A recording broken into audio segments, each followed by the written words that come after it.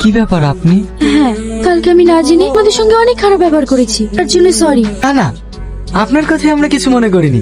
একটা কথা কি জানেন ম্যাডাম, যাদের কপাল খারাপ হয় তাদের এরকম কথা প্রত্যেকদিনই শুনতে হয়। এই গরিবদের দুঃখ কষ্ট বোঝার মতো ক্ষমতা খুব কম মানুষেরই আছে, কারণ গরিবরা তো এই পৃথিবীতে শুধুমাত্র কষ্ট পাওয়ার জন্যই আসে। আমি বুঝতে পেরেছি তুমি আমার কথাতে অনেক কষ্ট পেয়েছো। একজন মানুষের কোনো কিছু না থেকেও যে আরেকটা মানুষের পাশে দাঁড়াতে পারে, সেটা তোমাকে দেখে শিক্ষা নেওয়া উচিত। ম্যাডাম, দুদিনের পৃথিবী, আমরা এখানে মাত্র কিছুদিনের জন্য এসেছি। তাই একজন মানুষ হয়ে যদি আর একটা মানুষের বিপদে পাশে না দাঁড়াতে পারি, তাহলে আমরা মানুষ কিসের?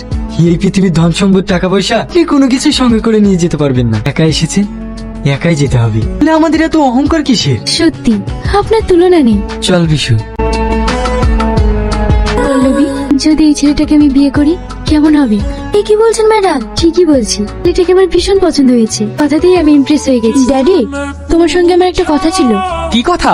আমি বিয়ে করতে চাই। তো খুশির খবর, তাহলে আজই আমার বন্ধুকে ফোন করে ব্যাপারটা জানাচ্ছি। ড্যাডি, তোমার বন্ধু ছেলে কিনা? তাহলে আমি একটা ছেলেকে পছন্দ করেছি। সে কিন্তু গরিব, কিন্তু তার মনটা ভালো। তো আমাদের স্ট্যাটাসের সঙ্গে মিলবে কি করে? ওর কিছু নেই তো কি হয়েছে? আমাদের তো সবকিছু আছে। দেখ, তোর মা মারা যাওয়ার পর থেকে তোর কোনো কিছুতেই অমত করিনি। তুই যেটা ভালো বুঝিস সেটাই কর, তোর খুশিতেই আমি খুশি। কাঁদিস না, এই পৃথিবী ছেড়ে সবাইকে একদিন চলে যেতে হবে। এই কষ্টটা আমি অনেক আগেই পেয়েছি, কিন্তু আমাদেরকে তো বাঁচতে হবে বল। রিয়াজ, ম্যাডাম আপনি?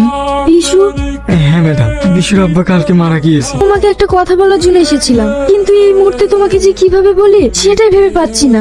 কি কথা? তোমাকে আমি বিয়ে করতে চাই, তোমায় বিয়ে করবে? আর কি মারছেন ম্যাডাম? আমাদের মতো গরিব মানুষকে নিয়ে সবাই মজা করে, আপনিও করছেন? না না ম্যাডাম, সত্যি বলছে। ম্যাডাম, না আমরা দুমুঠো ঠিক মতো খেতে পাই, আছে মাথার উপরে ছাদ। তোমার নেই তো কি হয়েছে, আমার তো আছে। একটু পাশে পাশে দাঁড়াও। ম্যাডাম, এদিকে সব। এখন কান্না করে লাভ কি ম্যাডাম? আপনি তো নিজের হাতে সবকিছু শেষ করে দিয়েছেন। বিশু তুই থাক, আমি তোর ভাবিকে খাবারটা দিয়ে আসি। আজ অপমান হচ্ছে দাসো। কেন অপমান হতে যাবো? ও তো আমার বউ। খাবারটা দিয়ে আসি, না হলে ওর না খেয়ে থাকবে।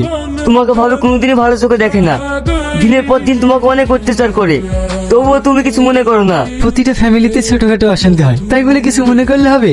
তোমাকে তো অপমান করলে আমি সহ্য করতে পারি না। সেই পাগলা, কাঁদছিস কেন? আমি যাবো আর আসবো। মিস্টার বোস, আপনি নিশ্চিন্তে থাকতে পারেন। আপনার প্রজেক্ট আমি 3 মাসের মধ্যে কমপ্লিট করে দেবো। আমি জানি আপনি সেটা পারবেন। তাহলে ফাইনালি আমাদের এগ্রিমেন্টটা হচ্ছে। অনেক বেলা হয়ে গেছে, খাবারটা খেয়ে নাও। এই ইডিয়েট, এটা কি করছো?